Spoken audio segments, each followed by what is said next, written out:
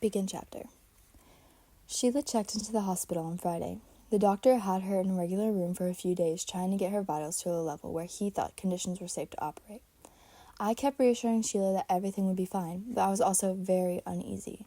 Apparently, people traveled from all over the country to San Antonio for this particular operation, but I had never heard of a pheochromocytoma tumor, and I didn't know how removing it along with an adrenal gland would affect Sheila in the long term. The hospital nurses were wonderfully kind, but made both Sheila and I more anxious. It seemed funny how that worked. The nicer the nursing staff, the more anxiety a patient experiences.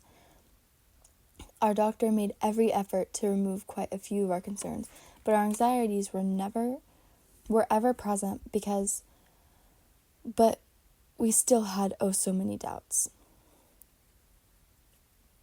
Sheila, a military brat, had lived in various countries with her family as her father progressed through his Air Force career. Sheila told me of her time in the Azores and of her time in Germany. She had gone to different types of schools and had visited some rather unique and historical landmarks. I was impressed as she would compare cultures from her first-hand knowledge, cultures that I had only read about. The wealth of experience made Sheila much more adaptable than I was. While growing up, my family seldom took long vacations. You see, I was raised on a farm that required attention 12 months out of the year. We had time for shopping and church, but little else. In fact, we hardly ever left the state. When we did, try to squeeze in a few days for vacations. Sheila was definitely more refined and cultured than I was.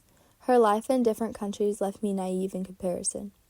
As far as culture, she outpaced me, but as far as domestic commodities such as healthcare, I believe that I benefited from the much better system than Sheila did. Although some may agree, I believe that I received better healthcare too. I remember good old Dr. Randolph with a nurse named Ella. Ella gave me candy during every doctor's office visit, and Dr. Randolph would give me a firm handshake before he asked what might be wrong. Ella came to visit me when I had my tonsils taken out when I was 8 years old. She was fairly old, older than my parents were, and by the time I was in my early teens, she had retired and moved away. Everyone in the community loved and missed that wonderful soul. Because Sheila's family was stationed here and there, she was used to being transplanted a number of times a year. Trees and shrubs experience a little stress each time they are transplanted, and Sheila's young life may have had similar stress from changes and inconsistent health care. She had never been diagnosed with neurofibromatosis, NF, until after we were married. I fear that she may not have benefited from stable medical care when she was growing up. She certainly didn't have the opportunity to develop long-lasting relationships with doctors and nurses. She shared stories of her interactions with medical doctors on different bases and cities. It did not sound like these particular doctors were interested in the families of the enlisted men, but I am sure they gave the soldiers quality care. But I'm not so sure the same care was given to soldiers' spouses and children. For example, Sheila has a bumpy scalp. Her explanation was that she had fallen onto the grill of a floor furnace when she was quite young. She said that her mother had taken her to the base doctor at the time, and they confirmed the bumps were from the fall. None of the medical professionals were bothered that the bumps never went away. When I ran my hand along the top of her scalp, I could feel the little trail of bumps. They almost felt as if a layer of bubbles had been placed between the layers of her skin. Symmetrical little air pockets lying between the scalp and the skull. They are not easily seen because of her hair, so there is nothing that appears out of the ordinary to see when she is at a conversational distance from someone. Because of the symmetry, it makes sense that they can be interpreted as markings or scars from the metal grates of the floor furnace. Sheila simply grew up thinking that these bumps were from a fall as a child. As it turned out, they were small neurofibromatosis tumors under her hair. They most likely were present, only smaller, when she was a toddler, and her mother probably never noticed them since Sheila had a full head of hair. The doctors definitely didn't notice anything out of the ordinary. To be fair to the doctors, they might not have been educated in neurofibromatosis at the time, because it was not widely understood when Sheila was a child. Certainly it was identified long before, in the 1890s to be more accurate, and named after the doctor that discovered it. Von Rickelhausen.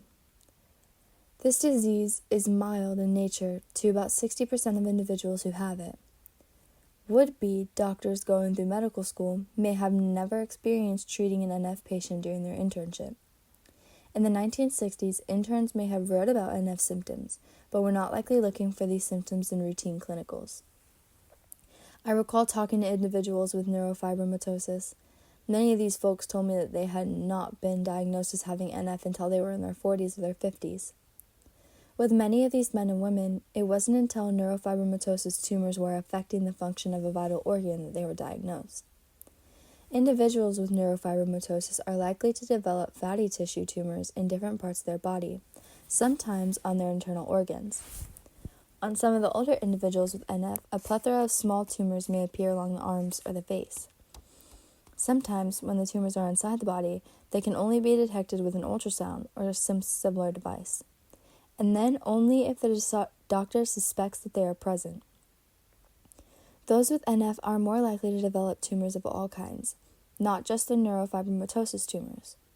Tumors that are very rare and highly unlikely to be found in an average person will be much less rare in an individual with the mutated NF gene. This fact has become a problem as Sheila aged. The chances of acquiring a phenochromosome tumor has increased from a few in a million to a few in 100.